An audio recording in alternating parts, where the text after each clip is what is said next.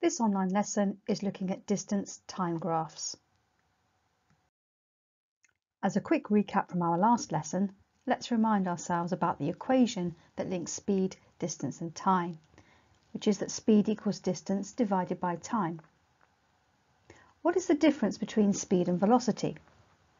Pause the video and have a think before you go on and have a look at the answer. So as we learned in our last lesson, speed has magnitude or size only, whereas velocity has both magnitude and direction. So speed is how fast something is going, but velocity is how fast it's going in a particular direction. Now this lesson is looking at distance time graphs. And the first thing we need to think about is how we draw distance time graphs. So I'm going to start with the first question, which is which variable, distance or time, is plotted on each of the axes. So we plot time on the x-axis, and that's because time is the independent variable, the thing that we change on purpose. On the y-axis we plot distance. That's because it's the dependent variable which will depend upon, in this case, time. In a moment, I'd like you to pause the video and sketch these graphs into your exercise book or onto paper. Then have a think about what each one of these shows. Have a think about each of these graphs. What is the movement of the object which the graph shows? Pause the video now before coming back later to see the answers. The first graph represents an object which is stationary. It isn't moving, and that's because the distance isn't changing. If we have a look and see what's happening here at 0 seconds, we can see that the distance is this far. Let's imagine that that was, say, 10 meters away. As time goes by, the distance remains 10 meters. So if the distance isn't changing as time goes by, then the object must be stationary. This graph represents an object travelling at a constant speed. If we start down the bottom here at 0 seconds, we can see that the object is 0 meters away. As time continues in this direction, we can see that the object is getting further and further away, which means it must be travelling and therefore it has speed. Because this line is a straight line, then it shows that the object is travelling at a constant speed. The straight line on this graph also suggests that this object is travelling at a constant speed. However, if we look at 0 seconds down here, the object is a certain distance away. Again, let's imagine that this is, say, 10 meters away. But as time goes by, the object is getting closer until at this point here, it is 0 meters away, which means it's getting closer to us or going backwards. This graph represents an object which is accelerating away from us. Again, if I start at 0 seconds down here, I can see that the object is 0 meters away, and as time goes on, the distance gets greater, so the object is getting further away. I can tell it's accelerating because the graph is getting steeper. If I consider the first section of the graph before this line here, then in this amount of time, the object has only travelled a very small distance. However, on the second section of the graph, in the same amount of time, the object travels a much greater distance. So that means that the speed is increasing, so the object is accelerating.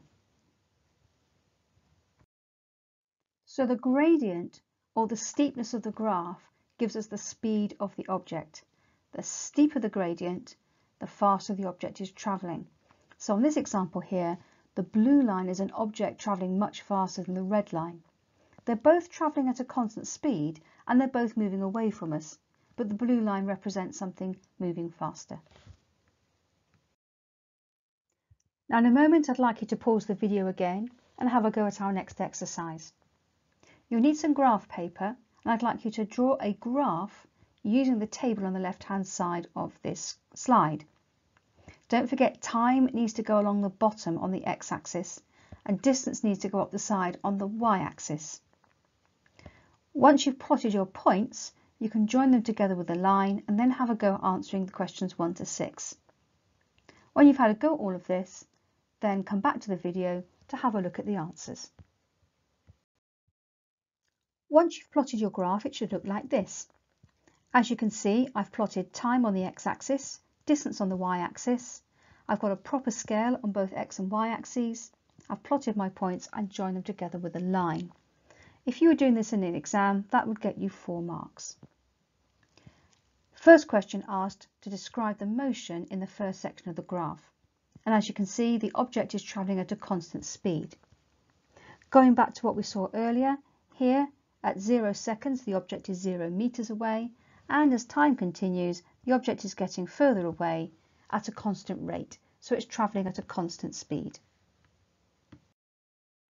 On the second section of the graph, the object is stationary.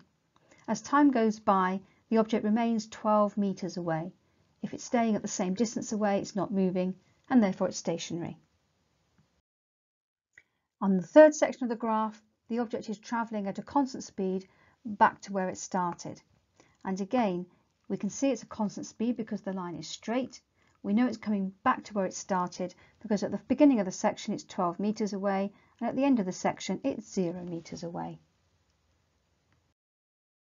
Question 4 asks for the speed between 6 and 8 seconds, and as we can see here it is 0. The graph is flat at this point, which means, as we've just seen, it's stationary. If it's stationary, it's not moving. It must have a speed of 0. To calculate the speed on the first section of the graph, we need to go back to what we did last lesson. We know that speed is equal to distance divided by time. So if we start at this section here at 0, 0, and we end the section here, then in that time we've travelled from 0 to 12 meters. So we've gone 12 meters. We also know that it took us 6 seconds to do so. So the time is 6 seconds. Hence 12 divided by 6 gives us our 2 meters per second. We need to do something very similar to find the speed on the last section. Again, we're using speed equals distance divided by time. So I need to start by finding how far it's travelled.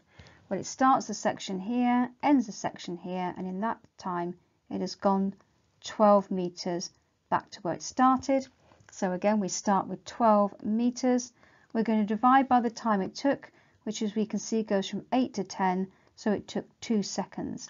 And hence we get our answer, 12 divided by 2 equals 6. Now on this slide here, I've suggested that you might say minus 12 to recognise the fact that it's gone back to where it started. The distance has gone down, if you like, and hence the speed here comes out as minus 6 meters per second. However, you're quite okay to write down that it's 6 meters per second going backwards. Another question we could be asked is to find the gradient of a graph. On a distance time graph, the gradient is the speed. This particular question asks us to use the graph to find the speed between 10 seconds and 16 seconds. And on this graph, that represents this section here. I'm now going to go through how you'd find the gradient of a graph. Now you should have learned this in maths as well. So hopefully you'll find that this method is exactly the same as you're seeing in your maths lessons. We always start by drawing a big triangle. Now if I have a look at my graph, don't forget we're going between these 2 points here, and I want to draw a big triangle which includes those 2 points, and the biggest possible triangle that I can draw is going to be along here. And here's a nice neat version of that triangle on a slightly bigger graph. Step 2 then is to find the change in y and the change in x. By change in y, what I mean is how far I've gone in the y-axis. So I've gone from here down to here, and the change in x will be from this point here to this point here. So I'm really trying to find out what this length is and what this length is, reading off of the axes. So on this graph we can see more clearly how we calculate the change in y and the change in x. So I'm going to start with y. As you can see at the top here, y starts at 30, and at the bottom here, if we read across, we end up here, which is 12. So to calculate the difference in y, we've gone from 30 down to 12, and therefore the calculation that I do is 30 minus 12 equals 18. If I then look at the x-axis next, we're starting here at 10 and it goes along to 16. Obviously then I do the difference between 10 and 16. 16 minus 10 equals 6. So that is the change in x. Now you'll notice on here that I've used this funny symbol like a triangle. That little triangle is the Greek letter delta and it means change. So delta x means change in x and delta y means change in y. Step 3 then is to calculate the gradient. Now the gradient is equal to the change in y divided by the change in x. So we've got change in y divided by the change in x. So the change in y over here was 18. So we put 18 on the top. And if we go to the change in x, the change in x down here was 6, which goes on the bottom. And then finally we do the calculation, which is 18 divided by 6, giving us 3 meters per second. Going back to last lesson, don't forget that average speed is something that we are more likely to need to calculate. Most objects don't move with a constant speed, and so we calculate the average speed of the object. Another example here is a long distance runner who will run for quite a long time at a relatively low speed, but then speed up towards the end of the race to win. So as a quick reminder, average speed is calculated by taking the total distance travelled and dividing it by the total time taken. If I want to find the average speed of the object represented on this graph, what I need to know is the total distance travelled and the total time taken. So if we start down here at 0, 0 and the journey ends up here, then we can see that the journey lasted a total of 20 seconds. And we can see that the total distance travelled going along here was 70 meters. So to calculate the average speed, I can do the total distance travelled divided by the total time taken, and I'm going to get an answer of 3.5 meters per second. The question then is this an accurate representation of the object? And of course it isn't really, because down here, this section of the graph here, the object has got a lower gradient and therefore it's going slower than 3.5 meters per second. But in the second section of the graph here, the gradient is higher than the red line, meaning it's going faster than 3.5 meters per second. But in terms of us understanding the average speed, 3.5 meters per second gives us an idea on average what this object was doing. So before we move on to look at some exam questions, pause the video and have a look at these diagrams again and see if you can remember what each of them represents. If you're not sure, go back to the notes you made earlier in the lesson and check your answers. The past paper questions in the rest of this lesson come from the worksheet that goes with the lesson. I'm going to start with question 1. Figure 1 shows an electric wheelchair. The wheelchair moves at a constant speed of 2.4 meters per second for 4.5 seconds. Calculate the distance moved by the wheelchair. Use the equation distance equals speed times time. Now pause the video if you haven't done these questions already and have a go before we have a look at the answers. If we look at the question, first of all, we've got lots of useful information. We're told that the speed is 2.4 meters per second and we're told that the time is 4.5 seconds. And we're given the correct equation to use, which makes it nice and easy. So all we need to do now is complete the calculation. So we've got 2.4 multiplied by 4.5. We put that in the calculator and we should get 10.8 meters. A student measured how the distance travelled by the wheelchair changed over time. Figure 2 below shows a sketch graph of the results. Question asks in which section of the graph A, B, C or D did the wheelchair travel the fastest? And give a reason for your answer. Pause the video if you haven't already done the question to have a look at the answer in a moment. So if we look at the graph then, if we're looking for where the wheelchair travels fastest, then we need to be looking for where the gradient is steepest.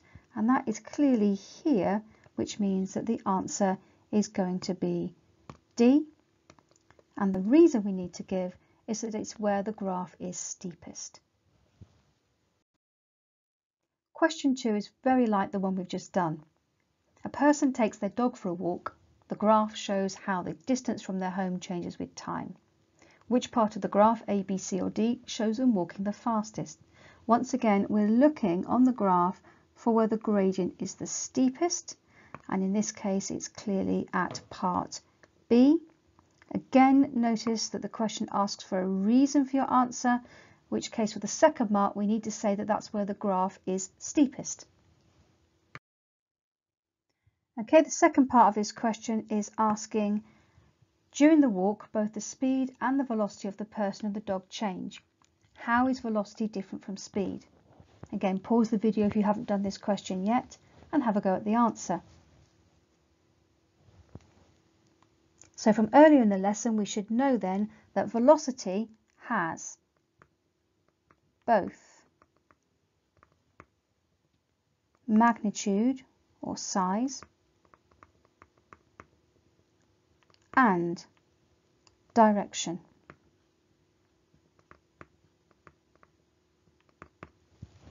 Or you could say that velocity is speed in a particular direction. Question 3 shows us a distance time graph for part of a rail journey. The train is travelling at a constant speed. Use the graph to find how far the train travels in 2 minutes and how long it takes the train to travel a distance of 10 kilometres. Again, pause the video if you haven't done the question yet to give it a go, and then come back when you're ready to see the answer.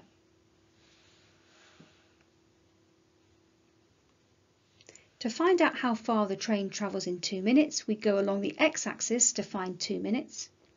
From here, we're going to draw a line up to meet the graph, and then along to the y-axis to find how long it took. And it comes up here at 3 kilometres. To find out how long it takes the train to travel 10 kilometres, we're going to go up the y-axis to find 10 kilometres. We're going to draw a line across from 10 kilometres to the graph, and then we need to draw a line down to meet the x-axis to find how long it took. It's a little tricky on the screen, but I'm going to bring this down here, and we should find it reaches the x-axis at approximately 6.6 minutes. We're now asked to calculate the speed of the train, and we have the graph here to help us.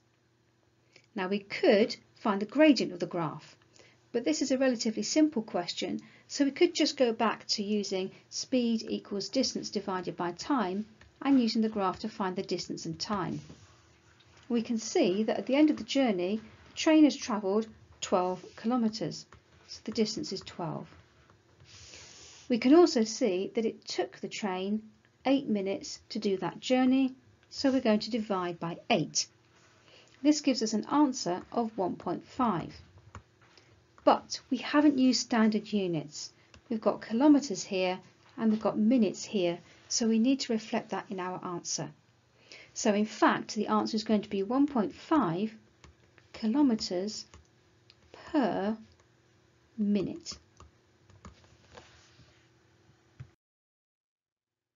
Question 4. A cyclist goes on a long ride. The graph shows how the distance travelled changes with time during the ride. Between which 2 points on the graph was the cyclist moving at the fastest speed? This is quite a familiar question by now. We know that we're looking for the steepest part of the graph, which is clearly here. So to answer our question, we need to say that it's between C and D. Be careful here, because quite often people make the mistake of just saying C or just saying D. It does say between which 2 points.